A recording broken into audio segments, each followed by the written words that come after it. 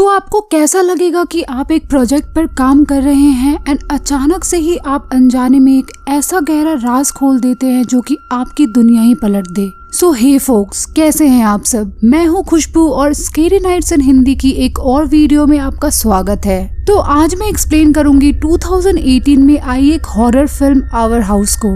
इस फिल्म को डायरेक्ट किया है एंथनी स्कॉट बर्न्स ने। और अगर फिर भी आपको वीडियो देखने के बाद कुछ भी डाउट है तो आप मुझे मेरे इंस्टाग्राम पर पिंग करके पूछ सकते हैं, जिसका लिंक आपको डिस्क्रिप्शन में मिल जाएगा। So let's start the video. Movie की शुरुआत एक फैमिली को दिखाने से होती है, जहां हम ईथन, उसके father Richard, mother Layla, brother Matt और छोटी बहन बेका को देखते हैं। यहाँ ईथन इलेक्ट्रिसिटी से रिलेटेड एक प्रोजेक्ट पर काम कर रहा था और डिनर के दौरान वो अपनी फैमिली को बताता है कि वो आज रात यहीं रुक रहा है क्योंकि उसे इस प्रोजेक्ट को कंप्लीट करने के लिए किसी सेफ प्लेस की जरूरत है और आज रात से उनकी लैब खाली थी। लेकिन ईथन के इस डिसीजन से उसकी फैमिली खुश नहीं थी क्योंकि लास्ट टाइम भी वो इस प्रोजेक्ट को लेकर कई महीनों तक अपनी फैमिली से दूर रहा था और अगली सुबह उसे बेका को स्विमिंग लेसन्स के लिए भी ले जाना था। ईथन अब किसी तरह अपनी फैमिली को कन्विंस कर लेता है और अपनी गर्लफ्रेंड हैना और कुछ दोस्तों के साथ इस प्रोजेक्ट को कंप्लीट करने के लिए लैब पहुंच जाता है। ईथन यहाँ टेस्टिंग की तैयारी शुरू करता है और अपने प्रोजेक्ट की जानकारी देते हुए बताता है कि वो ऐसी टेक्नोलॉजी पर काम कर रहा है जिससे इलेक्ट्रिसिटी को वायरलेस किया जा सके। वो लोग जब इस एक्सपेरिमेंट को शुरू करते हैं तो हम देखते हैं कि लाइट बल्ब में एक शैडो क्रिएट हो रही है, लेकिन तभी उस एक्सपेरिमेंट के कारण पूरे कॉलेज की इलेक्ट्रिसिटी चली जाती है और एक्सपेरिमेंट फेल हो जाता है। ये लोग अब सिक्योरिटी गार्ड्स के डर से जल्दी में अपना सामान लेकर निकल जाते हैं और ईथन ये रात हैना के साथ बिताता है। अगली सुबह उसे मैट का कॉल आता है जो उसे ये बताता है कि उसके मॉम एंड डैड की एक कार एक्सीडेंट में मौत हो गई है, जिसके बाद वो घर जाकर मैट और बेका से मिलता है। सीन अब सीधे 3 महीने बाद शिफ्ट होती है, जहां मैट और बेका की पूरी जिम्मेदारी अब ईथन पर आ चुकी थी। वो रोजाना दोनों को स्कूल ड्रॉप करने के बाद एक इलेक्ट्रिसिटी अप्लायंसेस के शॉप पर काम करता था, जिसके कारण वो काफी समय से अपने प्रोजेक्ट पर भी काम नहीं कर पा रहा था। ईथन अब अगले दिन बेका को स्कूल ड्रॉप करता है, जहां उसकी टीचर ये बताती है कि उसके मॉम एंड डैड की डेथ के बाद बेका काफी उदास रहती है, लेकिन ईथन इस चीज को इग्नोर करते हुए निकल जाता है। वो आज मैट और बेका को स्विमिंग क्लास ले जाने के लिए कहता है और घर आकर अपने उसी प्रोजेक्ट पर आगे काम करने का डिसाइड करता है। वो अपनी मशीन को स्टार्ट करता है, लेकिन वो फिर से उस बल्ब को नहीं जला पाता। इस दौरान हम उसके पीछे फिर से उसी ब्लैक शैडो को क्रिएट होते हुए देखते हैं, लेकिन ईथन की मशीन बंद करते ही वो गायब हो जाती है। तभी उसे याद आता है कि वो मैट और बेका को पिक करने के लिए लेट हो गया है और वो जल्दी से उन्हें पिक करके घर पहुंचता है। लेकिन मैट इस बात को लेकर ईथन से नाराज हो जाता है और जब वो घर पर ईथन को फिर से उसी प्रोजेक्ट पर काम करता देखता है तो वो फिर से गुस्सा हो जाता है, क्योंकि वो इस प्रोजेक्ट को ही उसके मॉम एंड डैड की डेथ का कारण मानता था। मैट का मानना था कि ईथन अगर उस रात इस प्रोजेक्ट के लिए बाहर नहीं गया होता तो उसके मॉम एंड डैड उसे लेने के लिए वहाँ से नहीं निकलते और की डेथ नहीं होती। और इसी चीज को लेकर डिनर के दौरान ईथन से उसकी बहस हो जाती है और वो अपने मॉम डैड के रूम में चला जाता है। ईथन अब जाकर बेका को नहाकर सोने के लिए कहता है, लेकिन बेका उसी के रूम में उसको सोने के लिए रिक्वेस्ट करती है और ईथन मान जाता है, जिसके बाद ईथन फिर से अपनी मशीन पर काम करना शुरू करता है। यहाँ बेका अपनी सांस रोकने की प्रैक्टिस कर रही थी, लेकिन तभी उसे ऐसा लगता है कि कोई उस पर नजर रख रहा है और वो ये समझ लेती है कि ये मैट है। ईथन अब बेका को सुलाता है और फिर से अपनी मशीन पर काम करना शुरू करता है, लेकिन ये अब भी ठीक से काम नहीं कर रही थी। अगली सुबह बेका रोजाना की तरह घर का कैलेंडर अपडेट करने जाती है, पर ये उसे पहले से ही अपडेटेड मिलता है। बेका अब इसे इग्नोर करती है, जिसके बाद ईथन दोनों को स्कूल ड्रॉप करके शॉप पर चला जाता है और वहाँ से अपने प्रोजेक्ट के लिए और भी डिवाइसेस लेता है। वापस आते समय बेका इन्हें देखकर उसका प्रोजेक्ट देखने की रिक्वेस्ट करती है और ईथन उसे सिखाता है कि वो इस मशीन को कैसे ऑन करते हैं। ईथन को यहाँ हैना का भी कॉल आता है, लेकिन वो इसे पिक नहीं करता क्योंकि वो काफी टाइम से अपनी फैमिली की केयर करने में बिजी था। रात में मैट फिर से अपनी मॉम एंड डैड के रूम में जाता है। तभी उसे मिरर में अपनी पिछली दीवार पर वी आर हियर लिखा हुआ दिखता है, लेकिन उसके पीछे मुड़ने पर वहाँ कुछ नहीं होता। मैट अब यहाँ से बेका के रूम के पास जाता है जो किसी से बात कर रही थी, लेकिन मैट के देखने पर वहाँ कोई नहीं होता। मैट जब बेका से इसके बारे में पूछता है तो वो बताती है कि वो मॉम से बात कर रही है। अगली सुबह मैट गैराज में जाकर ईथन को जगाता है जो मशीन पर काम करते करते रात में वहीं सो गया था। और यहाँ मैट नोटिस करता है कि आज फिर से उनका कैलेंडर अपडेटेड था। ईथन अब दोनों को स्कूल ड्रॉप करने जाता है, जहाँ बेका को ड्रॉप करने के बाद मैट उसे कल रात के इंसिडेंट्स के बारे में बताता है और उसका मानना था कि ये मॉम एंड डैड है, क्योंकि बेका भी उनसे बात कर रही थी और उनका कैलेंडर अपने आप अपडेटेड हो रहा था। और उसे ऐसा भी लगता है कि ये सब सिर्फ ईथन के मशीन ऑन करने के बाद ही होता है, लेकिन ईथन को उसकी इन सब बातों पर यकीन नहीं होता और वो मैट को स्कूल ड्रॉप करने के बाद फिर से घर आकर अपनी मशीन पर काम करना शुरू कर देता है। तभी ईथन की नजर उसके डैड के टूल बॉक्स पर जाती है जो हमेशा बेसमेंट में रखा होता था, पर आज किसी ने उसे गराज में रख दिया था।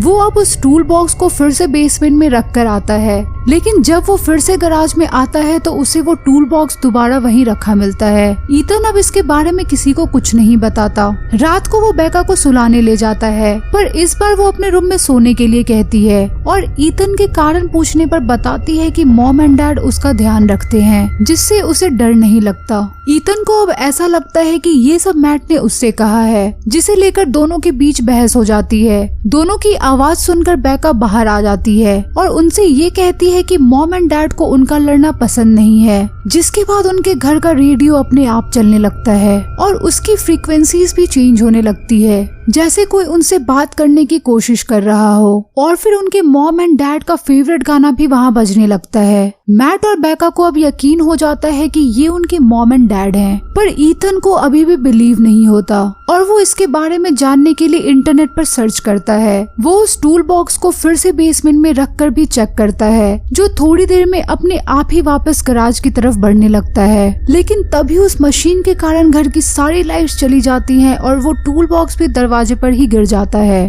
अगले दिन मैट इस बारे में हैना से बात करता है और उसे बताता है कि उनकी मशीन ने किसी तरह का गेटवे ओपन कर दिया है, जिसके कारण वो अपने मॉम एंड डैड से कांटेक्ट कर पा रहे हैं। लेकिन हैना को पैरानॉर्मल चीजों पर यकीन नहीं था, जिसके बाद मैट थोड़ा नाराज होकर वहाँ से चला जाता है। दूसरी तरफ मैट और बेका उस मशीन को फिर से शुरू कर देते हैं और ईथन जब घर पहुँचता है तो वो मैट और बेका को उसकी डॉल से किसी तीसरे पर्सन के साथ खेलते पाता है, जो दिखाई नहीं दे रही थी पर उस डॉल को पकड़ पा रही थी। अब रात में ईथन फिर से बेका को सुलाने जाता है, जहाँ वो बेका को बोलता है कि वो उसकी परमिशन के बिना उस मशीन को ना चलाए, पर बेका उसे बताती है कि वो मॉम को देखना चाहती है, पर इसके लिए उसे सिग्नल की स्ट्रेंथ को बढ़ाना होगा, ऐसा मॉम एंड डैड ने उससे कहा है। ईथन अब मैट से मिलकर ये डिसाइड करता है कि अगर उसके मॉम एंड डैड से मिलने का कोई तरीका है तो वो किसी भी हालत में इसे ट्राई करेगा, पर वो इसके बारे में बाहर किसी और को ना बताए।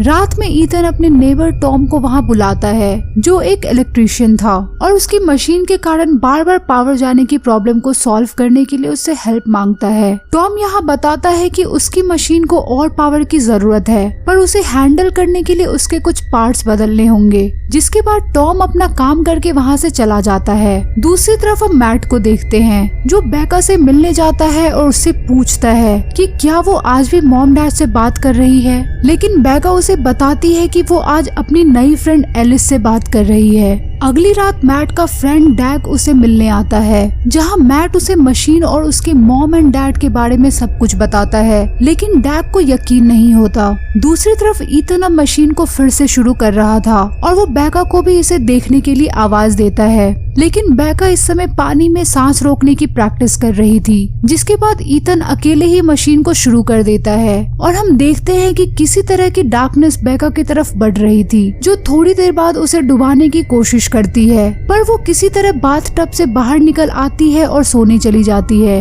ईथन अब बेका के पास जाता है और उसके पास उसकी फेवरेट डॉल ना देखकर उसके बारे में पूछता है, जिस पर बेका ये बताती है कि उसने वो एलिस को दे दी है। दूसरी तरफ डैग वॉशरूम जाता है, जहाँ उसे अपने पीछे एक शैडो नजर आती है, पर पर्दा हटाने पर वहाँ कुछ नहीं होता। लेकिन जैसे ही वो पीछे मुड़ता है तो वहाँ किसी लड़की की शैडो को क्रिएट होते हुए देखता है, जिससे डरकर वो वहाँ से भाग जाता है। अगली रात टॉम उसे फिर से मिलने आता है, जो काफी शराब के नशे में था। वो ईथन को कन्फ्रंट करता है कि उसकी मशीन क्या काम करती है, क्योंकि उस मशीन का रेडियस ईथन के घर से भी कहीं ज्यादा था, जिसके कारण टॉम को भी अब अपनी मरी हुई वाइफ दिखने लगी थी। ईथन अब उसके सामने ये बात मान जाता है कि वो मशीन एक्चुअल में क्या काम करती है, जिसके बाद वो इसे बंद करने का फैसला करता है। अगले दिन ईथन बेका को स्कूल ड्रॉप करता है, जहाँ उसकी टीचर बेका के फ्रेंड एलिस के बारे में ईथन से पूछती है। ईथन को अब तक ऐसा लग रहा था कि एलिस स्कूल में बेका की कोई फ्रेंड है, लेकिन असल में ऐसा नहीं था। ईथन अब स्कूल के बाद बेका को पिक करता है,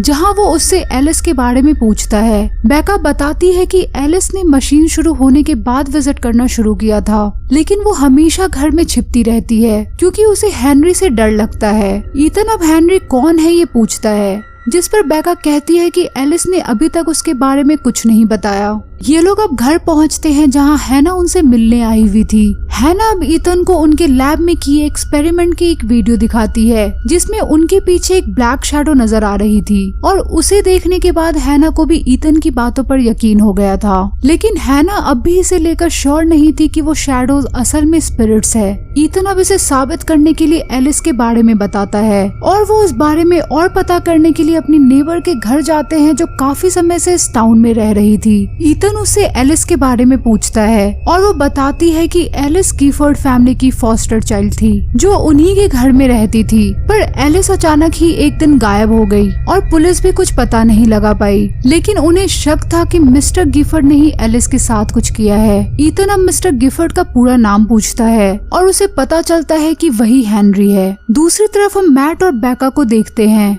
जहां उनके घर की लाइट्स अचानक ही फ्लिकर करने लगती है। तभी बेका की नजर उसके डॉल पर पड़ती है, जिसका पीछा करते हुए वो एक संदूक तक पहुंच जाती है, लेकिन कोई अनजान ताकत उसे संदूक में खींच लेती है। बेका की चीख सुनकर मैट उसे लेने जाता है। तभी एक घोस्टली शैडो उसके सामने आ जाती है और उसकी तरफ बढ़ने लगती है, लेकिन सही टाइम पर ईथन और हैना वहां पहुंच जाते हैं। दूसरी तरफ बेका उस संदूक को किसी तरह खोल लेती है, लेकिन वो अब किसी टनल जैसी जगह पर पहुंच चुकी थी, जहां से उसकी बस वॉइस ही ईथन तक पहुंच रही थी।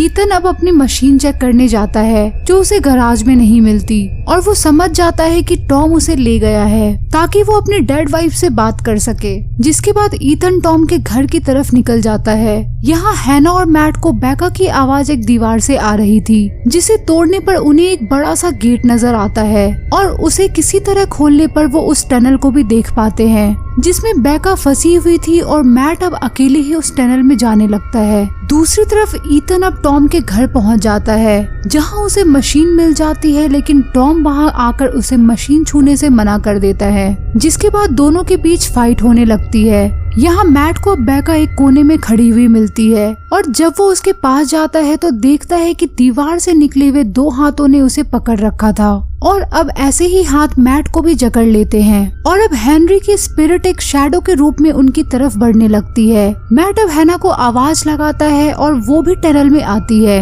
लेकिन उसे भी वैसे ही हाथ जकड़ लेते हैं। हेनरी का गोस्ट अब उनके काफी करीब पहुंच चुका था। दूसरी तरफ ईथन टॉम को बताता है कि अगर मशीन बंद नहीं हुई तो वो बेका को मार देंगे, जिसके बाद टॉम फाइट करना बंद कर देता है। तभी उसकी वाइफ का गोस्ट वहां आता है और उसे घसीट कर बाहर ले जाता है। यहाँ हेनरी अब मैट पर अटैक करने ही वाला था, लेकिन ठीक उसी समय ईथन उस मशीन को तोड़ देता है, जिससे सारे गोस्ट डिसअपियर हो जाते हैं और उनकी जान बच जाती है। हैना और मैट अब बेका को वहां से निकालते हैं, और ईथन टॉम को संभालता है, जिसके बाद उनकी फैमिली फिर से रियूनाइट हो जाती है। कुछ दिन बाद ईथन अपने उस घर को सील कर देता है, और बेका अपनी फेवरेट डॉल को भी एलिस के लिए वहीं छोड़ देती है। जिसके बाद ये लोग एक नए घर में शिफ्ट हो जाते हैं, लेकिन हम देखते हैं कि बेका की डॉल अब भी उनके पैक्ड सामान के साथ नए घर में आ गई थी, जिसका मतलब है कि एलिस की स्पिरिट अब भी उनके साथ है। और ये मूवी यहीं पर खत्म हो जाती है। तो दोस्तों, ये थी फिल्म आवर हाउस की कहानी। तो अगर आपको वीडियो पसंद आई है तो वीडियो को लाइक कर देना, चैनल को सब्सक्राइब कर देना, और कमेंट करके बताना कि आपको वीडियो कैसी लगी। So I will see you in my next video. Till then, good bye.